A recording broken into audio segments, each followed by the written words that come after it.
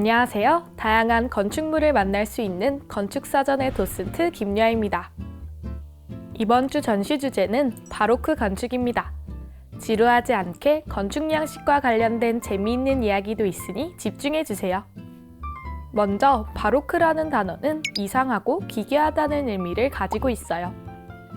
그 당시에 사회적, 정치적 배경을 반영한 아주 강렬한 표현이었죠. 바로크 건축은 1585년 로마에서 시작된 재건 작업에서 출발합니다. 당시 로마는 큰 화재와 전쟁으로 황폐해 있었고 그 재건 과정에서 바로크 양식이 탄생했어요. 그 후 바로크 건축은 유럽 전역으로 퍼져나갔습니다.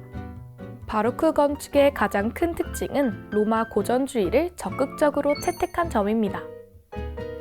당시 기독교의 권위가 많이 흔들리고 있던 시기에 바로크 건축은 종교적 메시지를 강렬하게 전달하고자 했어요. 그렇기에 건물이 매우 화려하고 동적인 형태로 설계되었으며 세밀하고 풍부한 장식이 사용되었습니다. 이런 장식들은 단순히 미적 요소를 넘어 신성함과 권위의 이미지를 강조하려는 목적이 있었죠. 또한 바로크 건축은 그 자체로 극적인 효과를 만들어냅니다. 예를 들어 교회 내부의 벽면이나 천장은 보는 이로 하여금 하늘과 연결된 느낌을 주죠. 이는 곡선과 기하학적 형태를 강조하기 위해서예요. 마치 건축물이 살아 움직이는 듯한 인상을 주기 때문에 그 자체로 마법적인 공간을 연출하는 것이죠. 바로크 건축 양식만의 역사가 궁금하지 않으신가요? 그럼 바로크 건축의 대표적인 건축물 2가지를 살펴보며 이야기를 이어가겠습니다. 첫 번째 건축물은 베르사유 궁전입니다. 베르사유 궁전의 외관은 바로크 건축의 핵심적인 특징 중 하나인 화려함과 동적 요소를 잘 보여준답니다. 단순한 대칭을 넘어 비대칭적이고 곡선적인 형태를 활용했어요. 이를 통해 보는 이에게 강렬한 인상을 남기죠. 궁전의 크기와 장식은 왕의 권력을 상징적으로 드러냅니다. 베르사유 궁전의 내부는 정교한 공간 연출을 통해 방문객에게 강렬한 인상을 주죠. 또한 그랜드 계단은 단순한 이동 공간을 넘어 사람들에게 위엄과 권위를 상징하는 공간으로 설계되었습니다. 공간을 이동하며 점차 커지는 규모와 화려한 장식이 바로크 건축만의 극적인 효과를 잘 보여줍니다. 여러분, 베르사유 궁전에 최초의 엘리베이터가 설치되었다는 사실을 알고 계신가요? 당시에는 엘리베이터라는 이름 대신에 나른 의자라는 명칭이 사용되었어요. 그리고 인력 구동 시스템으로 작동했답니다.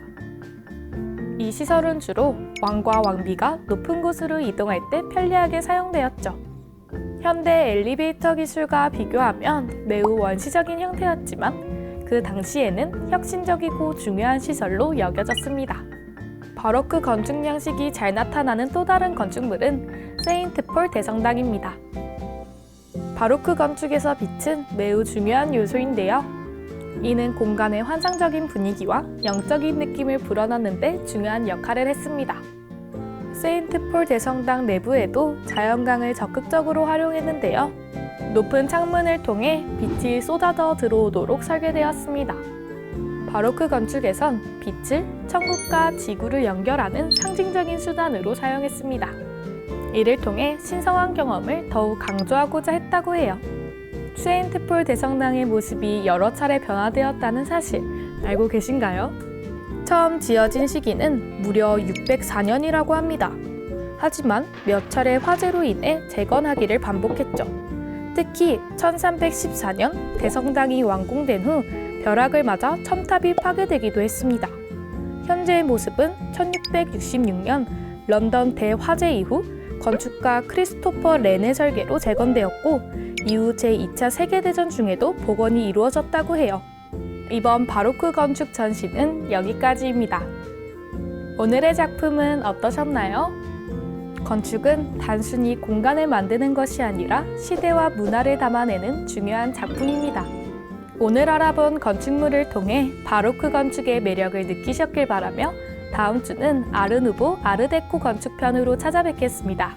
지금까지 도슨트 김여아였습니다.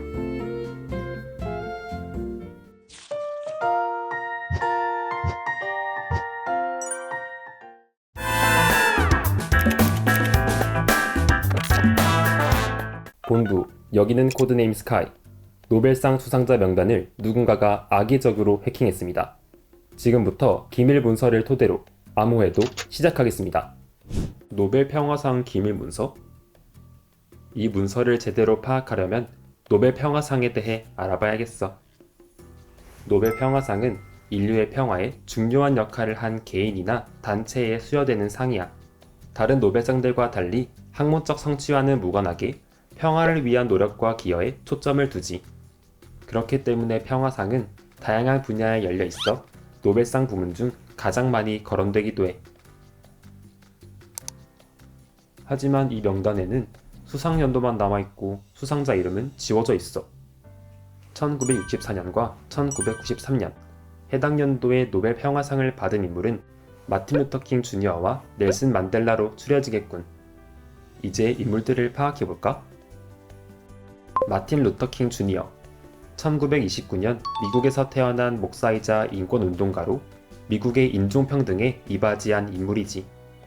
그는 어린 시절 흑인 차별을 직접 경험하며 자랐고 이는 그가 인권운동에 뛰어들게 된 중요한 계기가 되었어. 그래서 킹은 신학을 공부하며 사람들의 권리와 자유를 위해 일하는 것을 결심했지. 이후 인종차별을 없애기 위한 활동을 통해 법적, 사회적으로 큰 변화를 불러일으켰어. 넬슨 만델라 1918년 남아프리카 공화국에서 태어난 정치가이자 인권운동가로 인종차별 정책 폐지에 크게 기여한 인물이지. 그는 법학을 공부한 후 남아프리카 공화국의 인종차별에 맞서 싸우기로 결심하게 돼. 이 과정에서 감옥에 갇히기도 했지만 결국 인종차별 정책인 아파르테이트를 종식하고 첫 흑인 대통령으로 선출되었지. 본부, 인물 파악 완료했습니다. 이제 공통점을 찾아 암호를 해독하겠습니다. 두 인물의 공통점을 찾기 위해서는 그들이 한 연구에 대해 더 조사해 볼 필요가 있겠어. 이 둘 사이에 숨겨진 연결고리를 찾는다면 암호를 풀 수 있을 거야. 1955년 로자 파크스라는 흑인 여성이 버스 앞좌석에 앉은 죄로 체포되었어. 그러자 킹은 몽고메리 지역에서 버스 보이콧 운동을 이끌게 돼. 이 운동은 흑인들이 공공버스에서의 인종차별에 반대하며 버스 탑승을 거부하는 대규모 항의였어. 이때 킹은 간디의 비폭력 사상을 바탕으로 폭력 없는 저항을 설득했지. 결국 대법원은 버스 내 인종분리를 불법으로 선언하면서 승리를 거두게 돼. 이러한 승리로 킹은 비폭력 운동의 상징적인 지도자로 떠오르게 되었어. 그리고 1963년 워싱턴 행진에서 I have a dream 연설을 통해 평등하고 정의로운 사회에 대한 그의 비전을 알렸지. 킹의 지속적인 노력 덕분에 1964년 차별을 금지하는 민권법이 통과되어 미국 사회에 큰 변화를 끌어냈어. 불평등에 맞서 싸운 비폭력적인 운동으로 세계 평화와 인권 증진에 기여한 결과였던 거야. 비폭력 운동과 관련된 내용이 계속 반복돼. 하지만 암호의 비밀이 확실하지 않은 느낌이군. 다음 단계로 넘어가자. 1944년 만델라는 아프리카 민족회의에 가입하고 비폭력적인 방법으로 인종차별에 맞서 싸우기로 결심했지. 만델라도 간디의 비폭력 저항 철학을 받아 아파르트헤이트 체제에 대항하기 위해 비폭력 운동을 지지했어. 하지만 1960년 69명이 학살당한 샤프빌 사건을 계기로 평화적인 인권운동을 포기하고 무장투쟁에 가담하면서 종신형 선고를 받고 석방될 때까지 27년을 복역하게 돼. 그러나 감옥에 있는 동안 그의 비폭력 운동이 세계적으로 큰 반향을 일으켰어. 그래서 만델라는 감옥에서 비폭력 운동을 통해 평화를 위한 투쟁을 이어갔지. 1990년 만델라는 석방된 이후 다시 대규모 비폭력 운동으로 아파르테이트 철폐 협상을 시작했어. 결국 그의 비폭력적인 운동이 체제의 종식으로 이어지면서 비폭력 운동의 중요성을 널리 알리게 되었지. 만델라의 운동에서도 비폭력 운동이 반복되는 걸 알았어. 모든 내용을 종합해보면 킹은 비폭력 흑인 인권 신장 운동, 만델라는 아파르트헤이트의 비폭력 철폐 운동. 결국 비폭력 운동 자체가 비밀의 열쇠를 쥐고 있던 거야. 그럼 이게 바로 암호의 답, 비폭력 운동이겠군.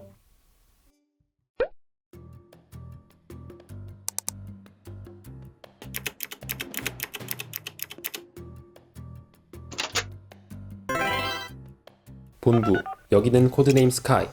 단서를 찾아 암호 해독 완료했습니다. 복구시킨 수상자 명단은 본부로 전송하겠습니다. 그럼 다음 명령이 내려올 때까지 대기하겠습니다.